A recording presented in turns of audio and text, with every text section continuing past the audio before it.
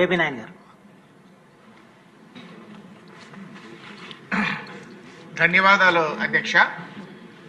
ఉత్తరాంధ్ర ప్రాంతంలో ప్రత్యేకించి విజయనగరం జిల్లా, ఇప్పుడు ఉన్నటువంటి మన్యం జిల్లాలో అవనివ్వండి, ఒకానొకప్పుడు చెరుకు అనేది చాలా ప్రామినెంట్ వాణిజ్య పంట అధ్యక్ష.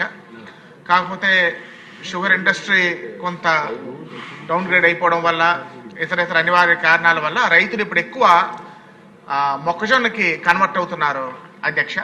నేను గౌరవ వ్యవసాయ శాఖ మంత్రి గారు ఇక్కడే ఉన్నారు కాబట్టి, మనం ధాన్యంకి ఏ విధంగా అయితే ప్రొక్యూర్ చేస్తున్నామో, అదేవిధంగా ధాన్యంకి ఏ విధంగా మనం రాయితీలు కల్పిస్తున్నామో, మొక్కజొన్నకు కూడా అటువంటి రాయితీలు కల్పించవలసినటువంటి అవసరం ఉంది అధ్యక్ష. ఎందుకంటే అందరూ కూడా, మెజారిటీ ఫార్మర్స్ అందరూ ప్యాడీ మానేసి కూడా కొన్ని దగ్గరలో మెట్ట ప్రాంతంలో అవనివ్వండి, పల్ల భూముల్లో మేజ్ 2 క్రాప్స్ కూడా సార్వా కావనివ్వండి, దాల్వా కావనివ్వండి, ఖరీఫ్ రబీకి రెండింటికి కూడా మరి పండిస్తున్నారు. కాబట్టి మరి రైతులకి, మొక్కజొన్న రైతులకి తగిన రాయితీలు, అదేవిధంగా ప్రొక్యూర్మెంట్ విషయంలో ప్రభుత్వం సహాయ సహకారాలు అందించాలని కోరుకుంటూ, అదేవిధంగా చాలామంది ఇప్పుడు శ్రీగంధం, ఎర్రచందనం, అగారువుడ్ అని అనేకమైనటువంటి ఫారెస్ట్ ప్లాంట్స్ కూడా వేస్తున్నారు. కానీ కొన్ని కంపెనీస్ ఏంటంటే మంచి మొక్కలు ఇవ్వకుండా డూప్లికేట్ మొక్కలు ఇచ్చి కొంతమంది రైతులు మోసపోయే పరిస్థితి అధ్యక్ష.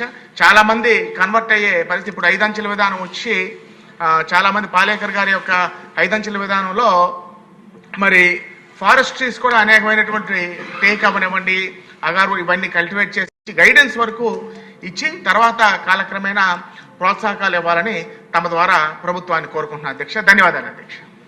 కిషన్ కుమార్.